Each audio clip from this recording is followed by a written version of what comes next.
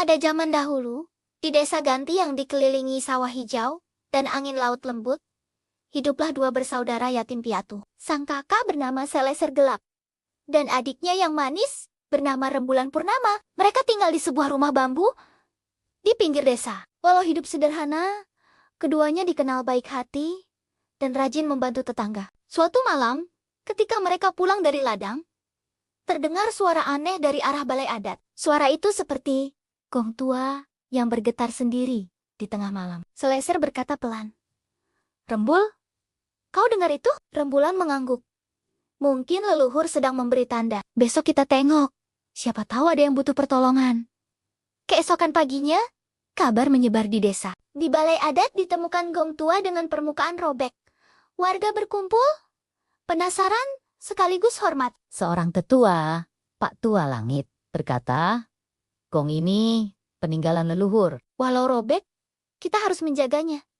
Sebagian warga percaya gong itu bertuah, sebagian lagi ragu. Namun Seleser menimpali, kalau ini peninggalan orang terdahulu, mari kita rawat dengan doa dan niat baik. Semua orang mengangguk setuju. Mereka menaruh bunga, menyalakan dupa, dan berdoa agar desa selalu diberkahi. Musim berganti, kemarau datang panjang, sawah mulai kering, warga cemas. Dan malam itu, Seleser mengusulkan sesuatu. "Mari pukul gong ini dengan doa, siapa tahu Tuhan mendengar niat baik kita." Pak Tua Langit mengangguk pelan.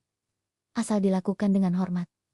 Silakan." Malam itu, di bawah sinar bulan tipis, gong robek dipukul perlahan. Suara yang keluar lembut namun dalam, seperti gaung dari masa lalu. Warga terdiam. Lalu dari langit datang awan kecil yang membawa hujan perlahan. Orang-orang tersenyum, menangis haru, dan memuji kebesaran Tuhan. Sejak hari itu, gong robek dijaga dengan penuh rasa syukur. Namun, tidak semua orang berhati bersih. Ada seorang warga bernama Patero yang mulai merasa iri. Ia berkata pada istrinya, "Kalau gong itu di rumah kita, tentu semua orang akan menghormati kita." Istrinya menasihati, "Jangan begitu, Patero. Gong itu milik bersama." Namun, rasa sombong menutup hati. Suatu malam, tanpa izin, ia memindahkan gong itu ke rumahnya. Keesokan harinya, warga terkejut. Balai adat kosong. Seleser dan Rembulan mencari ke segala arah, hingga mereka menemukan gong itu tergantung di beranda rumah Patero. Rembulan berkata lembut, "Patero, benda itu bukan untuk disanjung, tapi untuk dijaga."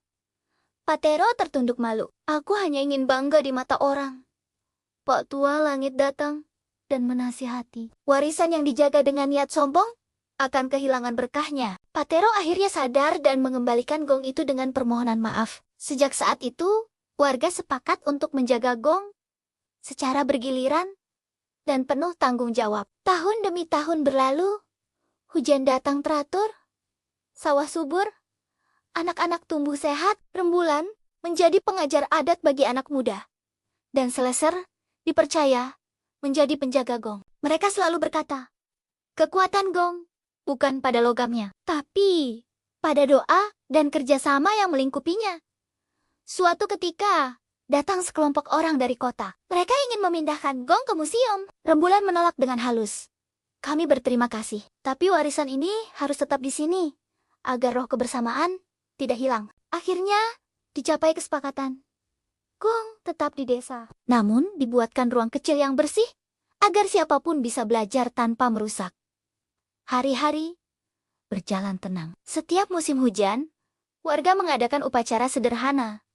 Bunga ditabur, gong dipukul pelan, dan doa dilantunkan bersama. Tidak ada hal mistik di dalamnya, hanya rasa syukur dan cinta terhadap tanah tempat mereka dilahirkan. Rembulan, yang kini telah menjadi wanita bijak, duduk di bawah pohon pandan bersama anak-anak desa. Ia berkata lembut, "Gong robek ini bukan sekadar logam, ia adalah lambang kita.